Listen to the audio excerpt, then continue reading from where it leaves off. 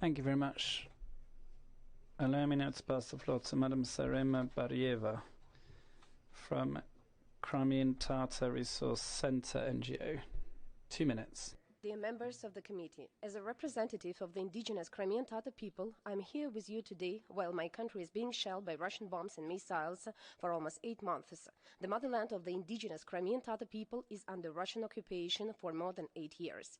Just within 8 years, 12 women were murdered. 7 criminal cases and hundreds of administrative cases against indigenous women were fabricated. 19 searches were conducted in the dwellings of Crimean Tatar activists. The deterioration of human rights situation in the region through the development of anti-terrorism laws and misuse of Russian legislation suppressed the voices of indigenous women.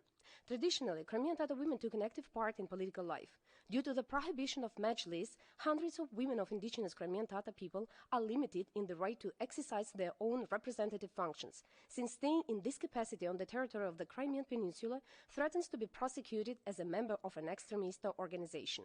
After a full-scale war and occupation of new territories, Crimean Tatar women who lived compactly in Kherson and Zaporizhia regions also became victims of persecution by the Russian occupants.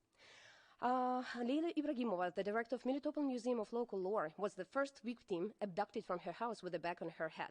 Since occupation of the peninsula, Crimean Tatar women lawyers defending political prisoners of Kremlin are systematically persecuted by occupational administration. Indigenous lawyer Emilia Vamileva was subjected to administrative arrest for 5 days in May of this year, while she was performing her professional duty. On August 22, lawyer Lila Gemidji was deprived of her professional status by the Chamber of Lawyers of the Chechen Republic at the request of the Department of the Ministry of Justice. I would like to ask the committee to pay attention to the fact that the situation with indigenous Crimean Tatar women is practically not reflected in the report submitted to the committee for review by Ukraine. In this regard, I recommend the committee to investigate the issue of women's involvement in the peace-building process and their role in the negotiation process to achieve sustainable peace and develop a mechanism for the effective protection of indigenous women who have been persecuted by the state. Thank you very much for your attention.